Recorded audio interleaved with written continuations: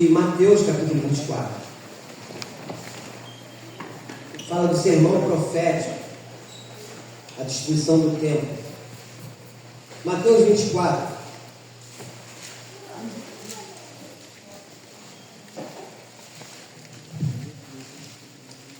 Diz o texto: tendo Jesus saído do templo, ia se retirando quando se aproximaram dele seus discípulos para lhe mostrar as construções do templo. Ele, porém, lhe disse: não vede tudo isso? Em verdade vos digo que não ficará aqui, vamos lá, pedra sobre pedra que não seja derribada. No Monte das Oliveiras, achava-se Jesus assentado quando se aproximaram dele os discípulos em particular. E lhe pediram: dize-nos quando sucederão essas coisas, e que sinal haverá da tua vinda e da consumação do céu. Ele respondeu: vede que ninguém vos engane, porque virão muitos em meu nome, dizendo: eu sou o Cristo, enganarão a muitos. E certamente ouvireis falar de guerras e rumores de guerra. Vede, não vos assusteis, porque é necessário assim acontecer, mas ainda não é o fim. Porquanto se levantará nação contra nação, reino contra reino, e haverá fomes e terremotos em vários lugares. Porém, tudo isso é o princípio das dores. Então sereis atribulados e vos matarão.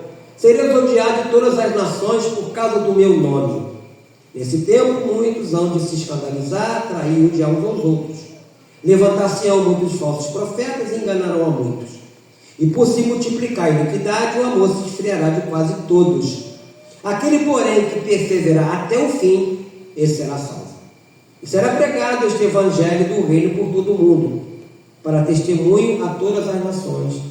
Então virá o fim. Pai Santo, eu quero te louvar e te bendizer.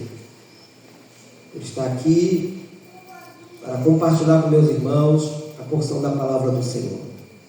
Fale aos nossos corações e nos ajude no entendimento, na compreensão, que não pare nenhuma dúvida sobre nós. Como arauto do Senhor, peço essa ajuda. Que eu não acrescente nada, Senhor, não tire nada do que está escrito aqui, mas tudo que eu falar e fizer seja para a honra e glória do nome santo do nosso Senhor e Salvador Jesus Cristo. E que todos digam amém. Amém. Podem sentar, amados. Começando aqui, amados irmãos, no versículo 1 e no versículo número 2,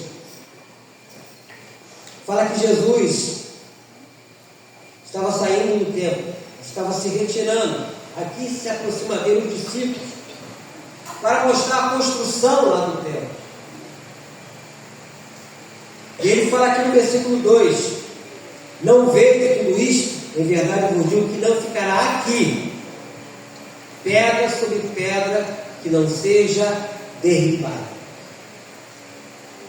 Aqui ele profetiza a destruição total do templo lá de Jerusalém, o que de fato aconteceu no ano 70 depois de Cristo. Isso aconteceu depois de Cristo. E a partir do versículo 3, ele fala do princípio das dores. E nós estamos vendo, amados irmãos, muitos acontecimentos ao mesmo tempo. Aqui perto, ao lado do Brasil, esse terremoto que devastou uma cidade inteira, lá na Venezuela. Coisas assim absurdas.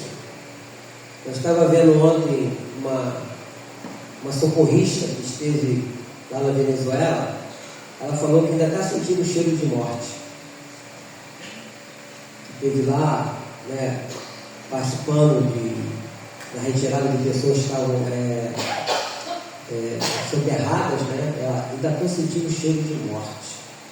Coisas terríveis, que aconteceram ali nesse país ao lado do nosso. Então ele fala do princípio das dores aqui no versículo 3. E aí os discípulos em particular, aqui no versículo 3 mais adiante, diz a ele, diz assim: dize-nos quando sucederão essas coisas e que sinal haverá da tua vinda e da consumação do céu. Aí está falando do sinal. Quais são esses sinais? E ele responde aqui: vede que ninguém vos engane, porque virão muitos em meu nome dizendo eu sou o Cristo e enganarão a muitos. Isso tem acontecido ao longo da história. Eu não sei se está vivo ainda, mas tem um doido aí chamado de Henry Cristo. Quem já ouviu falar desse maluco? Que mora lá em Brasília, né? Tem seguidores. Tem seguidores. E antes dele já teve outros, né? Então, quando tiver essa loucura aí, porque tem que se cumprir o que Jesus falou. Então ele fala nesse versículo 5: virão muitos em meu nome, dizendo eu sou o Cristo, enganando muito. No seio dele, certamente ouvireis falar de guerras e rumores de guerra. Isso não está acontecendo, não. Vede, não vos assusteis, porque é necessário assim acontecer, mas ainda não é o fim. Então, quando você pensa que o negócio vai acalmar naquela região do Oriente Médio, o negócio fica aflora. Quando você pensa que vai acalmar aquela guerra lá na Ucrânia, da Rússia contra a Ucrânia, o negócio aflora. E outros lugares mais estão acontecendo, que não estou dando muita propaganda, mas está acontecendo no continente africano, vários países do continente africano em ebulição, né, guerras civis, né, fome assim absurda naquele lugar. Eu ajudo duas portas abertas e uma missão que não é evangélica, mas eu gosto de ajudar, que é Médicos Sem Fronteira. Quem falar dos Médicos Sem Fronteira? Né? E eles vão nesses lugares assim, e você toma consciência de coisa assim absurda. Médicos, né? Enfermeiros que estão lá, alguns até morrem por causa dessas guerras, porque os camaradas vêm, eles montam toda uma tenda para acudir aquelas pessoas, onde o Estado não chega, e eles chegam e vem lá os malvados, vamos dizer assim, chega lá, saqueia remédios, saqueia as coisas, até mata médico. Mas eles não desistem não, continuam lá fazendo um trabalho de excelência, chamado Médicos Sem Fronteiras. Aí eles mandam um boleto para mim, eu pago esses boletos, não é muita coisa não, R$45, R$70. Parece ser pouco, mas você juntando várias pessoas ajudando, consegue sanar lá. Eu tenho portas abertas também, que são as missões, né, que vão para esses lugares, enfrentam, né, esses terroristas. Lá no continente africano tem muitos também. Então ele fala e avisa, para que não sejamos enganados aqui no versículo 4, né, pelos falsos profetas. E a partir do versículo 6 que nós vemos aqui, ele compara o sofrimento do mundo, que ele fala: certamente eu virei de falar de guerra, de rumores de guerra, vejo que alguns assusteis, porque é necessário assim acontecer, mas ainda não é o fim. Porquanto se levantará nação contra nação, reino contra reino, e haverá fome e terremoto aonde? Em vários lugares. E nós vemos que compara esse sofrimento do mundo como uma mulher na contração para ter um filho. São sinais, amados irmãos, que mostram que a história está caminhando para o desfecho, mas ainda não é o fim. Por isso que eu falo aqui na igreja, já falei várias vezes, que a maior vitória do cristão é quando ele morre. Que isso, pastor? É verdade. Porque quando o cristão morre, o diabo pode fazer mais nada. Não vai fazer mais nada. Enquanto nós estivermos vivos, até eu mesmo, vou ser tentado para desistir da caminhada com Deus. Todos nós vamos ser tentados para desistir. De repente, uma perda do ente querido, você orou, não aconteceu nada, Deus não agiu na que você quisesse que ele agisse, enfim. Mas você tem que entender que ele é soberano. Nós não cantamos aquela canção: se Deus fizer, ele é Deus. Se ele não fizer, continua sendo Deus. Não adianta só cantar a música, nós temos que viver aquilo que nós cantamos. Muitas vezes você ora e não age na vida da pessoa, mas e outras vezes você ora e Deus age. Então ele é soberano para curar e para não curar, por isso que ele é soberano. E nós temos visto isso. Então esses sinais mostram que a história está caminhando. E aqui no versículo 9 assim: então sereis atribulados e vos matarão, sereis odiados de todas as nações por causa do meu nome. Quando nós falamos da igreja perseguida, está enquadrado nisso aqui. Quantos? Tem um país aí na África, é um negócio terrível, lá na Nigéria, no Níger, no Sudão, e outros países aí, sofrimento dos nossos irmãos em Cristo, na Coreia do Norte, que é o primeiro lugar que eles colocam lá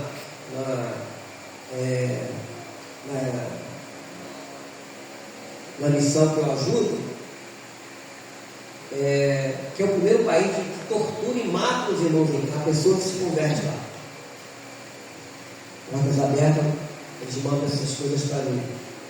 Então, os seguidores de Jesus Cristo serão odiados, muitos também vão se escandalizar, aqui no versículo 10. Nesse tempo, muitos vão se escandalizar, trair, odiar uns aos outros. Queridos, nós tomamos conhecimento dessas coisas todos os dias no noticiário, dentro da própria casa de familiares que estão se matando. Às vezes por causa de uma herança, por causa de alguma coisa, as pessoas estão se matando. Quando você descobre alguma coisa, caramba, como é que pode acontecer isso? Dentro da própria casa aconteceu. E isso tem deixado as autoridades em pânico, não é? Nós estamos vendo algo assim absurdo que está acontecendo no nosso país, chamado de feminicídio, né? Já aconteceu no passado, mas agora parece que o negócio aflorou muito. A perversidade se faz com criança, dentro da própria casa, um parente que abusa de uma criança, uma coisa assim absurda, criança bebê, criança sem poder se defender, algo assim que você, uma notícia que traz repúdio a todos nós, e a covardia que é.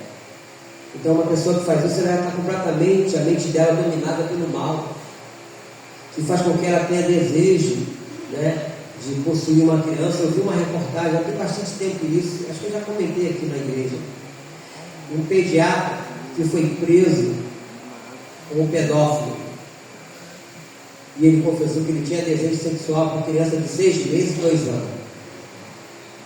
Olha a mente desse homem. Como chegou o homem que estudou para cuidar de criança. Mas é o que está acontecendo.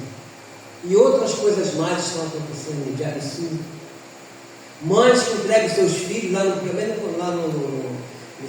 sertão do Brasil, no norte do Brasil, entregam seus filhos para caminhoneiros abusar sexualmente falando, receber R$20, R$50. Elas vão para a estrada, vão para posto de gasolina, entrega lá a menininha lá de 9 anos, 10 anos, 11 anos. Tráfico de seres humanos. Nós vimos um filme um tempo atrás aí, eu não sei o nome daquele filme. Sara, me lembra do nome desse filme, Sara? Que nós vimos? Fala de tráfico de seres humanos. Filme daquele filme, muito bom o filme, né? Então, isso está acontecendo nas nossas mãos. Então, quando fala que nesse tempo muitos vão de se escandalizar, trair, odiar uns aos outros, a pessoa que não tem o mínimo de empatia ao seu semelhante, quer usufruir do dinheiro daquela pessoa sem o mínimo pudor. Então, qualquer notícia que você toma conhecimento, claro que você vai fica triste como eu fico, mas eu não posso me deixar levar pelo pânico, pelo medo, porque o diabo quer fazer isso na nossa vida, porque maior é aquele que está em nós do que aquele que está no mundo. Você tem que ter isso na sua mente. Você tem que ter isso na sua mente. Então os seguidores de Jesus Cristo serão odiados, muitos, né, vão se escandalizar. É o que diz aqui no versículo de número 10. No versículo 11 fala novamente dos falsos profetas. Levantar-se-ão muitos falsos profetas e enganarão muito, como nós vemos no versículo 5. E tem acontecido isso. E a quantidade de pessoas que seguem esses falsos profetas é maior do que aqueles que seguem o Deus vivo e verdadeiro. Aonde está a mentira, está a quantidade de pessoas. Você pega a história da humanidade, você vai ver. A maior parte das pessoas morreram afogadas no dilúvio. A maior parte das pessoas morreram lá em São Domingo do Morro, só salvou uma família. A maior parte das pessoas disseram: crucifica Jesus e solte o Barrabás. Você vai ver a história, vai mostrando a gente. E hoje é a mesma coisa. Os falsos profetas estão enganando a muitos. Você vê tanta coisa. E no versículo de número 12, é parecido com o versículo 9, porque ele diz assim: aquele, porém, era versículo 12, e por se multiplicar a iniquidade, o amor se esfriará de quase todos. Então, quando uma pessoa pega uma criança e abusa dessa criança, que não existe mais o amor, principalmente da própria família. Quando o avô abusa da sua netinha, o pai abusa da sua filha, o tio, vai por aí afora. O amor se esfriará. Por que está escrito assim? O amor se esfriará de quase todo. Porque sempre haverá os remanescentes. Aqueles que têm o amor de Cristo, porque só o amor de Cristo na nossa vida é que vai fazer com que nós possamos repelir esse tipo de coisa que vem na nossa mente. Não aceito isso, eu não quero isso. Você repreende aquilo ali, né? Mas quem não tem Cristo, quem não tem a presença do Espírito Santo, que eu costumo dizer aqui na igreja, que é o único antídoto contra as forças espirituais do mal, como diz lá em Efésios capítulo 6, no versículo 10 em diante, quando fala que a nossa luta não é contra o sangue, não é contra a carne, mas é contra os principados, as potestades, contra os espíritos que atuam neste mundo tenebroso, contra o que mais? Contra as forças espirituais do mal. Para nós lutarmos contra essas forças espirituais do mal, só a presença do Espírito Santo na nossa vida. Quando você escuta falar, o pastor fez assim porque ele já saiu da presença de Deus. Ele se afastou. Ele se deixou levar pelos prazeres deste mundo. As coisas do mundo para ele são mais importantes do que a presença de Deus. Isso não quer dizer, amados irmãos, que nós somos melhores do que ninguém, ou que nós somos perfeitos, não. Mas nós lutamos todo dia. Foi isso que o apóstolo Paulo falou lá no capítulo 2 Timóteo 4, que ele fala: combati o bom combate. Então todos os dias nós combatemos esse bom combate, nós combatemos as forças espirituais do mal, nós combatemos tudo aquilo que vem sobre a nossa vida, mas está escrito que essas coisas iriam acontecer. O amor se esfriará de quase todo, aqui no versículo de número 12. E o versículo chave que eu acho tão importante quanto os outros é o 13. Aquele, porém, vamos ler junto? Versículo 13. Aquele, porém, que perseverar até o fim, esse será salvo. Que fim é esse, irmão? No dia que a gente morre. Você perseverou até o fim. Você partiu, mas partiu em Cristo. Amém? Você partiu em Cristo, você perseverou até. O diabo não pode fazer mais nada. Você foi até o fim. Você morreu crendo em Jesus Cristo. Você morreu confessando Jesus Cristo. Esse é o fim. Fim aqui, neste mundo físico, porque nós vamos continuar com Deus. Amém? Uma vida eterna com o Senhor, onde não haverá mais choro, não haverá mais traição, e nós vamos estar com o nosso Deus. Então, aquele que perseverar até o fim, como falei, o versículo chave. E no 14 diz: será pregado este evangelho do reino por todo o mundo, para testemunha a todas as nações, então virá o fim. Ainda há muitos lugares, amados irmãos, que o evangelho ainda não chegou. Eu não sei quantos dialetos existem no mundo, é muita coisa. Há muitos países, muitos lugares que ainda não foi traduzida a Bíblia. Eu me lembro uma vez, nós colocamos até aqui, eu não sei se foi a Sara que trouxe, uma tribo lá na África. Quando chegou a Bíblia, as Bíblias, vocês vão lembrar disso? Nós colocamos aqui.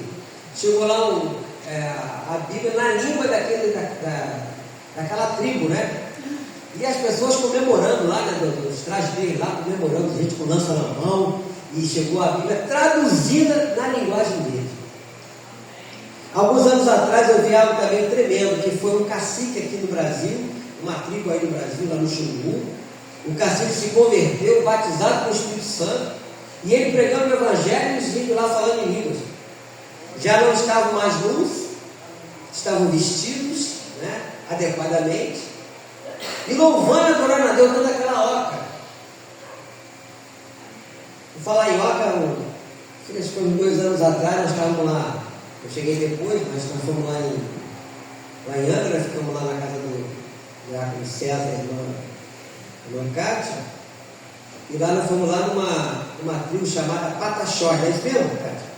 Tribo Pataxós, e eu fiquei sabendo que o Zinho estava lá rodeando, lá cantando, e de repente a irmã dele enfiou a cara lá dentro, aleluia! Gritou aleluia dentro da oca lá do Zinho, pararam lá, atrapalhou a cerimônia dele. Deise, fala Deise, dá um glória aí, Deise. O Zinho rodeando lá dentro daquela oca grandona, né? Nós fomos lá, tomamos até banho lá na cachoeira dele lá. E ela deu um brado lá dentro da oca do Zinho. Mas nessa lá do Xingu, eram índios convertidos dentro daquela oca, um negócio grande, um negócio interessante. Né? E lá estava lá o cacique pregando o evangelho, e os índios lá adorando a Deus. Claro, aquele dialeto dele lá, né? Mas é muito gratificante. Muito gratificante. Você saber que o evangelho está sendo pregado, mas ainda não foi a todo mundo. O dia que chegar a todo mundo, aí virá o fim. Mas enquanto não chega o fim, nós vamos assistir e ver esses acontecimentos do sobrenatural. Né? O que aconteceu aqui no Rio de Janeiro na quarta-feira passada, algo assim, em pouco tempo, né? Uma destruição em pouco tempo, piscar de óleo, não houve perda de vida, pouca, mas houve. Né? Então nós temos que estar preparados. Não entrar em pânico, mesmo você pode de repente no primeiro momento ficar, mas não entrar em pânico. O pânico é você fazer loucura. E orar a Deus, falar, Senhor, tem misericórdia. Senhor, tem misericórdia. No versículo 15 diz assim: quando, pois, vides o abominável da desolação, de que falou o profeta Daniel, no lugar santo, quem lê, entenda. Então, se estiver na Judéia, fujam para os montes. Quem estiver assobeirado, não desça a tirar de casa alguma coisa. E quem estiver no campo, não volte atrás para buscar sua capa. Ai para quem estiver ingrata e das que amamentarem naquele dia. Quando ele está falando aqui, é por causa da dificuldade das mulheres ter que sair, procurar um abrigo, no sentido de estar ingrato quando estiver amamentando. E principalmente quando ele fala, orai para que não vossa fuga não seja no inverno, ele não sabe, porque naquela região lá, o inverno lá é um negócio rigoroso. É rigoroso, está abaixo de 0. E diz o versículo 21, porque nesse tempo haverá grande tribulação, como desde o princípio do mundo até agora não tem havido e nem haverá jamais. Não tivesse aquele dia sido abreviado, ninguém seria salvo. Mas por causa dos escolhidos, tais dias serão abreviados. Nós estamos enquadrados nos escolhidos. Então, se alguém vos disser, eis aqui o Cristo, ou ele ou ali, não acrediteis. Cuidado, meus irmãos, com as profetadas. Porque surgirão falsos cristos e falsos profetas. Mais uma vez falando a mesma coisa. Operando grandes sinais e prodígios para enganar, se possível. Olha só, se possível, os próprios eleitos.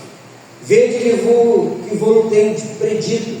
Portanto, se vos disser, eis que ele está no deserto, não saiais, ou ele no interior da casa, não acrediteis, porque assim como o relâmpago sai do oriente e te mostra até no ocidente, assim há de ser a vinda do Filho do Homem, onde estiver o cadáver, aí se ajuntarão os habitantes.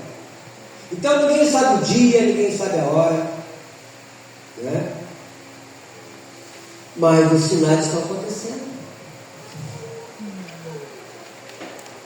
As coisas estão acontecendo. Para ver se as pessoas acordam. Para ver se as pessoas... Peraí, isso não é normal.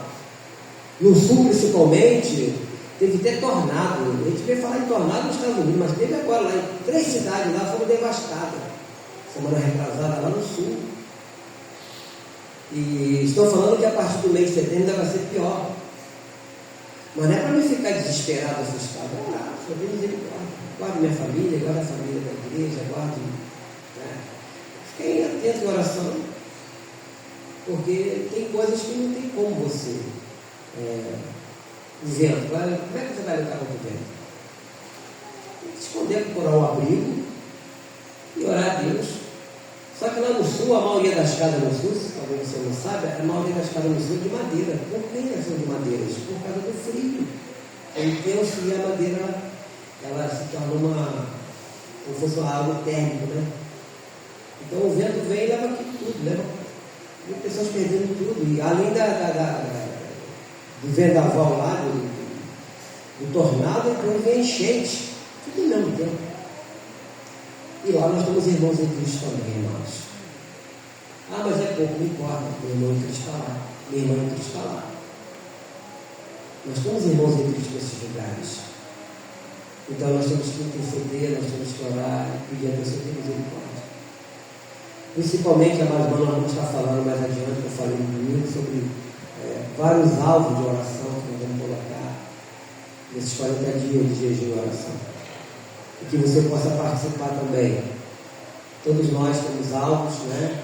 Mas que você possa acrescentar os que nós vamos apresentar no próximo domingo, aqui na igreja, para que Deus nos ajude, né, na oração e as nossas orações possam ser ouvidas por Deus. Amém, amados irmãos? Então, fique ligado, como diz o paulista. Fique ligado e atento naquilo que Deus tem falado através da sua santa palavra. Vamos curvar nossas cabeças, querido Deus, Pai celestial. Exaltado seja o Senhor pela tua palavra desta manhã. Que o Senhor nos ajude. O Senhor não permita, ó Deus amado, que em meio aos sinais que estão acontecendo, nenhum de nós venha entrar em pânico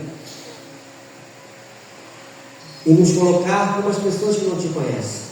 E pelo contrário, possamos estar atentos aos acontecimentos e orarmos a Ti, entendendo que só tua boa mão vai nos guardar e guardar nossas famílias. Eu oro, Deus amado, por todos aqueles que te amam e por aqueles também que ainda não fizeram uma aliança com o Senhor. Quero colocar em tuas mãos essas vidas, sejam parentes nossos ou não, e que tu possa, Deus amado, guardar os nossos entes queridos e que um dia eles também possam fazer uma aliança contigo. Eu te peço isso no nome santo do nosso Senhor e Salvador Jesus Cristo. E que toda a igreja diga amém.